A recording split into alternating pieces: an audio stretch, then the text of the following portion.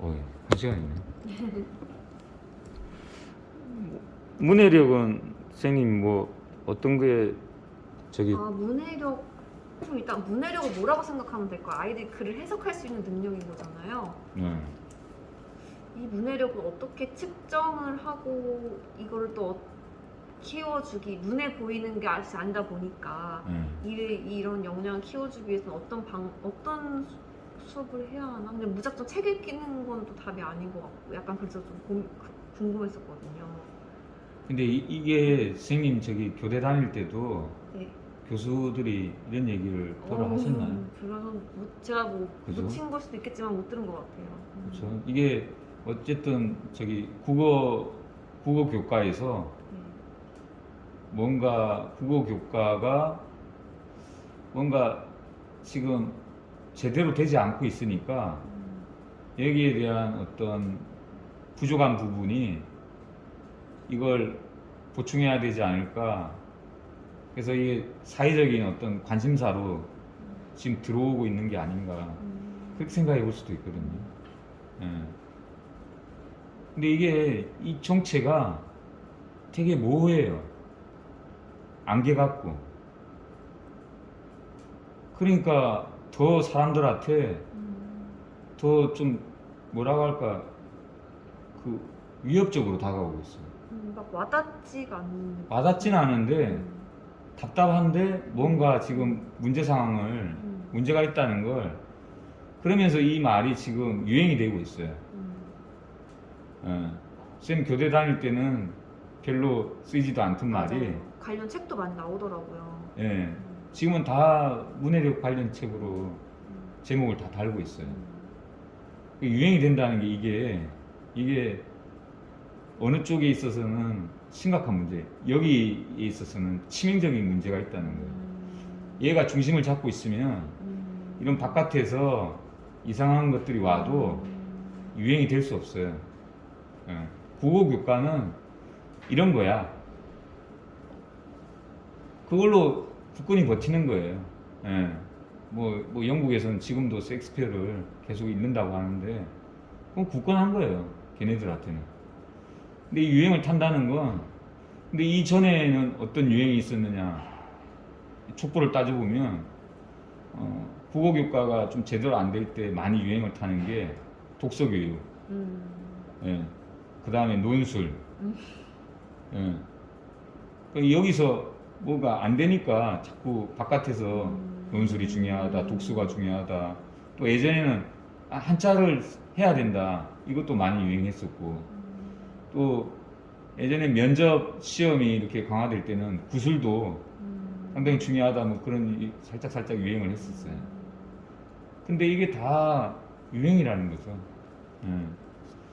근데 이 유행은 조금 무서운 게 이건 저기 외국에서 들어왔어요. 이 유행이 좀 무서운 게. 예. 이 유행이 이제 들어오게 된 게 족보가 저도 이게 정확하진 않은데 제 연구 모임에서는 이 족보가 2000년 초부터 그 피사 저기 여기 시험 기관에서 뭐 국어, 수학, 과학 뭐 이런 부분 저기 세계 등수 매기고 그랬잖아요. 맞아요. 근데 여기 국어에서 뭘 다루냐면 얘들이 다룬 게 리터러시예요. 근데 리터러시가 국어 전반을 다루는 게 아니라 국어에서도 리터러시는 이 부분하고 그 다음에 이 부분이거든요. 이 두 가지를 어느 정도 잘 하느냐 이 두 가지예요. 근데 우리 국어교과는 말하기, 듣기, 쓰기, 읽기잖아요. 네. 근데 여기서 쓰기랑 읽기 이 두 가지 영역이에요. 그죠? 예. 발표, 토론 없어요 여기. 예.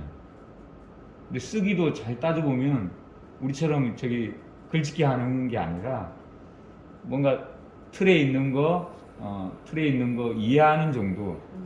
이해하는 정도지 본격적인 글쓰기도 아니거든요. 이 시험이 정확하게 저도 잘 모르는데 읽기도 어느 정도 독해라고도 볼 수 있을 것 같아요. 이거. 예. 그래서 국어 교과에서 다루는 것 중에서 상당히 부분적인 걸 여기서 피사에서 다루고 있고 이게 이제 리터러시를 이걸로 얘네들이 번역한 거죠. 예. 그러니까 어찌됐건 이게 외국에서 유행을 타고 흘러 들어왔는데 점점 유행을 하고 있고 이제 국어 교과의 전부인 양 생각하고 있다는 게 이게 얘 정체인 것 같아요. 예. 이 부분에서도 상당히 어떤 부분적인 영역이 아닌가. 그래서 문해력 교육 되게 중요하다. 또 관련해서 여러 가지 책들이 지금 쏟아져 나온다. 근데 얘 정체가 상당히 이런 쪽으로 지금 조금 그 압력을 행사하고 있지 않나. 근데 얘네들이 유행이기 때문에 또 사그라들게 돼 있어요. 예, 너무 이것보다는 초점은 여기가 아닐까.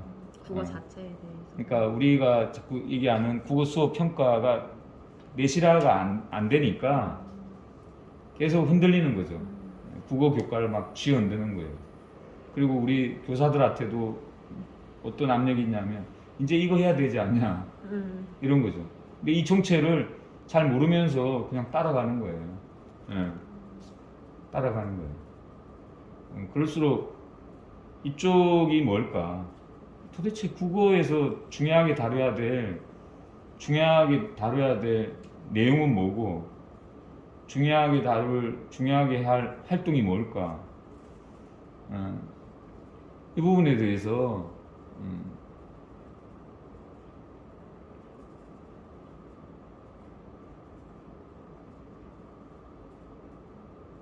잘 캐치를 해야 될 것 같아요. 예. 그러면 유행 탈 일은 없죠. 유행 탈 일은 없죠. 교과서가 또 이쪽으로 또 재편될 가능성도 있어요. 아, 그렇구나. 왜냐하면 이걸 지금 강조하는 그 교수들이 사범대 교수들이 있거든요. 누구지? 저기 그 하여튼 조병영이라고 여기 한양대 사범대 국어교육과 교수인데 이 사람이 미국 유학에서 이걸 가지고 이 사람은 이렇게도 얘기 안 하고 리터러시를 바로 얘기하더라고요. 아, 근데 리터러시. 이 사람은 국어교과는 리터러시 기르는 거다. 그렇게 얘기해요. 이 사람 입김이 강해지면 국어교과서도 조금 더 이걸 더 탈 수 있는 거죠. 그래서 여기에 대한 걸 오히려 유행이라고 생각하고 또 지극히 부분적인 국어 교과의 내용이라고 생각하고 또 여기에 핵심이 뭘까, 중요한 뼈대가 뭘까, 과연 이걸까?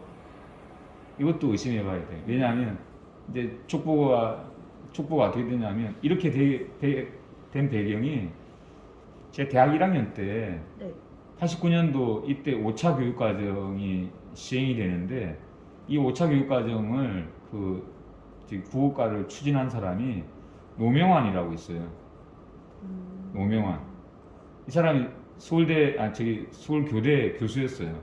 이분 수업을 제가 몇 번 들어봤는데 상당히 명쾌하게 얘기하시는 분이에요. 이분이 미국에서 학위를 받고 미국에 유행하는 그 커리큘럼을 한국에 유행시킨 사람이에요. 그래서 서울교대에서 별로 이제 교수들이 알아주고 그래야 되는데 별로 재미가 없어가지고 제가 졸업하고 난 다음에는 고려대 사범대로 가셨어요. 이분이. 어쨌든 이분이 유행시킨 거예요. 이게 유행시키면서 제일 약화된 부분이 문학이거든요. 문학. 문학을 아예 빼버렸어요. 음. 초등에서는. 음. 근데 중고등에서는 계속 해왔던 방식이 강하기 때문에 문학이 줄어들긴 했는데 엄청나게 국어 교과가 변화된 그런 타이밍이었어요. 이때. 제가 좋아했는데 이게 족보를 따져보니까 이 사람도 유행시킨 사람이에요. 근데 너무 강력하게 유행돼가지고 지금까지 이게 내려오고 있잖아요. 예. 도대체 이거랑 이렇게 떨어놓을 이유가 없는데 미국에서는 이게 더 실용적이라고 파악했는데 우리나라에 들어오면서 이런 실용성은 싹 다 빼버리고 시험으로 다 가버렸거든요. 이게 시험으로 수렴해버리면 수업 시간에 애들 말하고 쓰고 안 하잖아요. 네. 시험을 위한 교과가 돼버렸어요. 이게. 예. 노무현도 아마 기가 찰 노릇인데 우리나라에는 차라리 저는 예전에 이 문학이 강조될 때 제가 학창 시절을 보냈기 때문에 되게 좋았어요. 왜냐하면 선생님이 시를 읊고 좋은 그 글을 갖다가 읽어주고 그랬거든요. 그러면 가령 삼국지 좋아하는 선생님 만나면 수업 시간에 짬만 나면 그 양반은 삼국지 그 얘기도 하고 삼국지의 한시도 그 풀이해서 들려주고 그랬어요.